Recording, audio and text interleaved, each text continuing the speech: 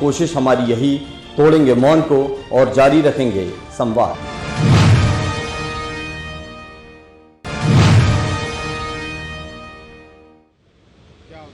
अभी हम मेहा ब्लड डोनेशन कैंप में हैं। हम लोग जिला प्रशासन, रेड क्रॉस सोसाइटी, सभी सामाजिक संगठन, सभी संस्थाएं, शैक्षणिक संस्थाएं हैं, सभी एसोसिएशन, जैसा भी हम लोग नगर निगम क्षेत्र में हैं। नगर निगम स्वयं एक इसमें अभियान में शामिल कर रहा है। अभी तक यहाँ 80 के ऊपर है ना ब्लड डोनेशन है ना हो चुका है। मतलब हम लोग चाह रहे हैं कि आज है ना 2000 है ना हम लोग है ना क्रॉस करें। हमारी ना हर महीने का रिक्वायरमेंट है ना 2000 होता है। सभी सामाजिक संगठन के सहयोग से ये कार्यक्रम हो रहा है। मतलब बहुत अच्छा है ना रिस्पॉन्स है ना मिल रही है। आने वाले समय में भी इसी प्रकार का कैंप का आयोजन करेंगे। महादान है, एक यूनिट रक्त देने से कम 1 या 3 लोगों की जानें बचती हैं। और जो स्वस्थ व्यक्ति है वो अगर ब्लड देता है तो उसके लिए भी शारीरिक रूप में ठीक रहता है, कहीं कोई किसी प्रकार का नुकसान नहीं होता, ऐसा हमारे सब चिकित्सक कहते भी हैं। हम लोगों ने नगर निगम में भी व्यवस्थाएं की, सैकड़ों की संख्या में लोग यहाँ पर रक्तदान कर रहे हैं। अभी रक्तदान का काम चल रहा है।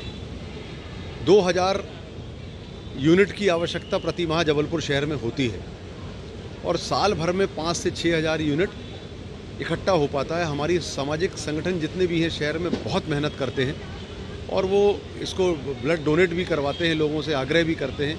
बहुत मेहनत के बाद इकट्ठा तो होता है परंतु वो पर्याप्त नहीं होता है। जिला प्रशासन ने, रेड क्रॉस सोसाइटी ने इसकी पहल की। हम लोगों ने अपनी अहम भूमिका निभाते हुए नगर निगम में बड़ा कैंप लगाया और सैकड़ों की संख्या में आज लोग रक्तदान करेंगे। लोगों से यही आग्रह है, कैंप दिन भर चल रहा है, आइए और रक्तदान करिए। बहुत ही बड़ी पहल है मैं कहूँगा जो कलेक्टर जबलपुर ने प्रारंभ की है। एक दिन में लगभग 2000 यूनिट ब्लड डोनेशन का लक्ष्य रखा है और जबलपुर शहर में 12 स्थानों पर इसको आयोजित किया जा रहा है। ये अपने आप में एक नया कीर्तिमान तो होगा ही, बट सबसे महत्वपूर्ण है कि ये जो ब्लड यहाँ डोनेट हो रहा है वो कई मरीजों के, कई व्यक्तियों की ज़िंदगी बचाने में काम आएगा और मुझे लगता है कि यही इसकी सफलता होगी।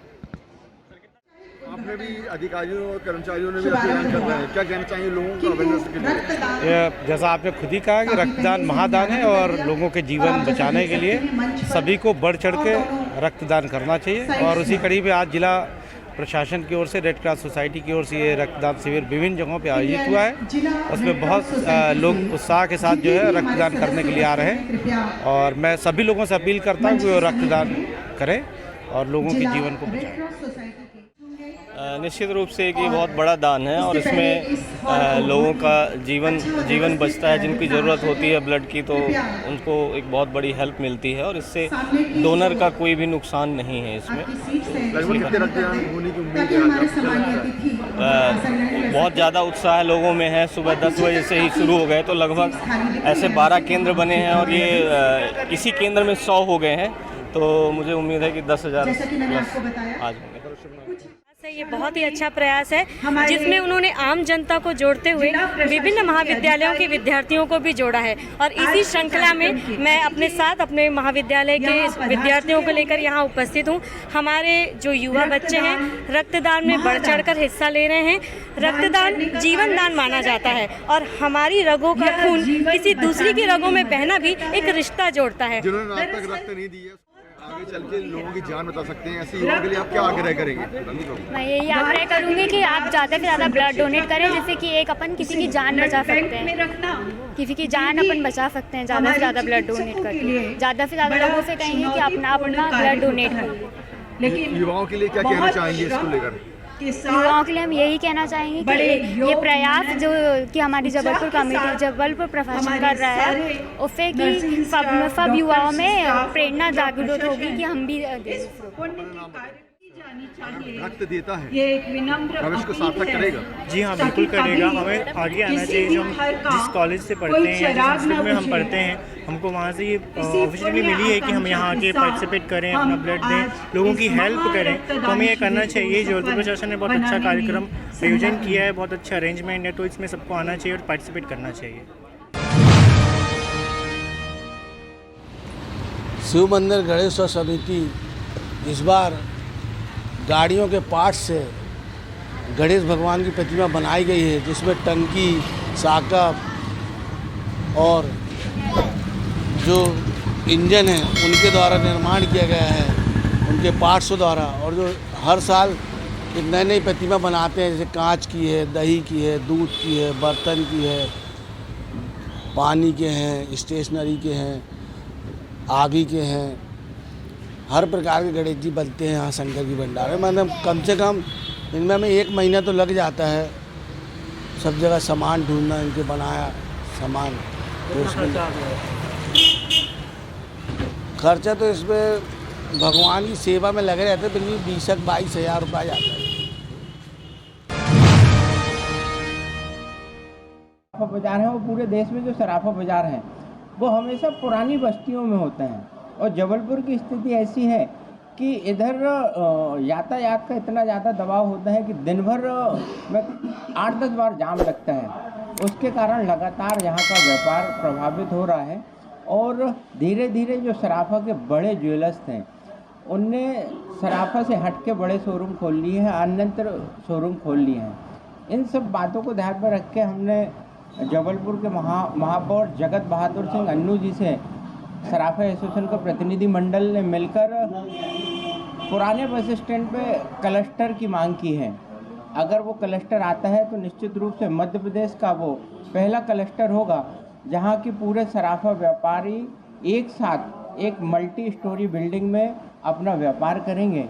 और ग्राहक को भी सुविधा होगी कि एक स्थान पर सोना, चांदी, डायमंड और कारीगर के साथ गलाई पालिश वाले और व्यापारियों के लिए उधर लॉजिंग की व्यवस्था, होटल की व्यवस्था, बैंक की व्यवस्था, ऐसी सारी योजना बनाकर महापौर जी से मांग की है कि आप हमें स्थान उपलब्ध कराएं। और हम मध्य प्रदेश का पहला क्लस्टर जबलपुर में लाकर, क्योंकि जबलपुर महाकौशल का व्यापारिक केंद्र है और जबलपुर में आसपास के करीब 15 से 16 जिलों के व्यापारी जबलपुर में आकर अपना व्यापार करते हैं। और इधर से जो हमारे होलसेलर उनसे व्यापार ले जाकर अपने शहरों में व्यापार करते हैं। तो महाकौशल का प्रमुख केंद्र जबलपुर होने के कारण इस क्लस्टर को अभूतपूर्व सफलता मिलेगी, ऐसा हमें विश्वास है। क्या क्या फ़ायदा होगा इससे व्यापारियों को, क्योंकि एक जगह पर अगर सभी काम होते हैं तो किस तरीके से व्यापार को बढ़ा, क्योंकि अभी तक सोने चांदी को लेकर इंदौर और रतलाम को प्रथम माना जाता है पूरे मध्य प्रदेश में। निश्चित रूप से आपका बहुत बढ़िया क्वेश्चन है कि क्या क्या फ़ायदा होगा। दुकानदारों के अलावा ग्राहक को भी फायदा होगा। निश्चित रूप से जब सारे बड़े शोरूम और सारे लोग एक क्लस्टर में आकर अपना व्यापार करेंगे तो प्रतिस्पर्धा के कारण उपभोक्ताओं को भी फायदा होगा। और अच्छे से अच्छा आपने इंदौर और रतलाम की बात कही। आजकल हॉलमार्क ज्वेलरी पूरे हिंदुस्तान पे आ गया है। अब आप चाहे ब्रांड से लें या किसी भी ज्वेलर से लें, हॉलमार्क ज्वेलरी सबको उपलब्ध हो रही है। उससे उपभोक्ताओं को प्रतिस्पर्धा के कारण कम मार्जिन में और फ़ायदा होगा। और व्यापारी को एक अगर पुराने बस स्टैंड में क्लस्टर आता है तो चूँकि वो जबलपुर का सेंटर है और उधर यातायात की कोई समस्या नहीं है तो हमारा व्यापार भी बढ़ेगा। देखिए, हमारे जो सराफा व्यापारी हैं वो सभी भाई ये चाहते हैं कि जबलपुर शहर में एक गोल्ड का क्लस्टर बनाया जाए।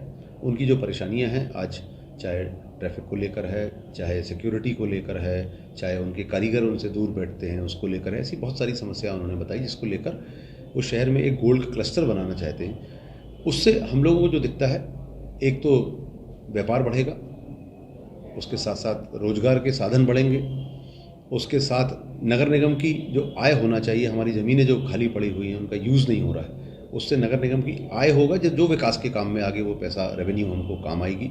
उसके अलावा शहर का एक जो महानगरीय लुक आना चाहिए, जो दिखने में अगर मान लीजिए 12-15 मंजिला अच्छी शानदार बिल्डिंग्स हमारे शहर में बनेंगी तो एक महानगर जैसा एक लुक भी आएगा। तो ये सारे फ़ायदे हैं। हम लोगों को एक प्रपोज़ल सराफा व्यवसायी भाइयों के पास से आया है और हम लोग उस पर बहुत सघन चर्चा भी कर रहे हैं नगर निगम के अंदर। आने वाले समय में उसको हम किस तरीके से मूर्त रूप प्रदान कर पाएंगे उस पर हम लोग काम कर रहे हैं। जिला पंचायत में अभी जो नवनिर्वाचित जिला पंचायत अध्यक्ष सदस्य, जनपद पंचायत अध्यक्ष सदस्य और सभी ग्राम पंचायतों में जो सरपंच है, तो अभी 15वें वित्त का और 5वें वित्त का पैसा जब आएगा तो अभी उसके लिए सभी ने अपने स्तर पे योजना बनानी शुरू कर दी है। तो उस योजनाओं में क्या कार्य लिए जाएंगे अधोसंरचना के, उसके बारे में सब जगह पे अभी चर्चा हो रही है। जैसे पैसा आएगा फिर हम उसके अनुसार, योजना के अनुसार उस पैसे को खर्च करना शुरू करेंगे। जिला पंचायत में से कौन से काम है जो प्राथमिकता जहाँ पे करे जाएंगे अगर रुपये आता है तो? अगर मैं इनके 15वें वित्त और 5वें वित्त की बात करूं तो हम जो है कुछ भवन, पंचायत भवन जो अभी भी छूटे हुए हैं वहाँ पे उनका विद्युतीकरण के कार्य लिए जाएंगे। कुछ जो ऐसी हमारी अधोसंरचनाएं बजट के कारण लंबित पड़ी हुई हैं उनके लिए काम लिए जाएंगे। आंगनवाड़ी के काम भी लिए जा सकते हैं। ऐसे बहुत सारे मद हैं। टाइड फंड में केवल पेयजल के काम और जो स्वच्छता के काम हैं वो लिए जाएंगे। 70% अब जो है टाइड फंड वो केवल पेयजल और स्वच्छता में इस्तेमाल हो सकते हैं और केवल 30% ही अनटाइड फंड है जिसमें हम जो है दूसरे कार्य ले सकते हैं। यहाँ गुप्ता समाज का सोनम समाज 3 में बंजारी माता का प्रोग्राम हो रहा है और यहाँ पे सभी लोग बड़े संख्या में उपस्थित हुए हैं और ये प्रोग्राम में छोटे बड़े सभी लोग भाग लिए हैं और बाहर से आए हुए अतिथियों का स्वागत किया गया है। ये हमारे हर साल 108 साल का बंजारी माता की पूजा हो रही है। कोशिश हमारी यही, तोड़ेंगे मौन को और जारी रखेंगे संवाद।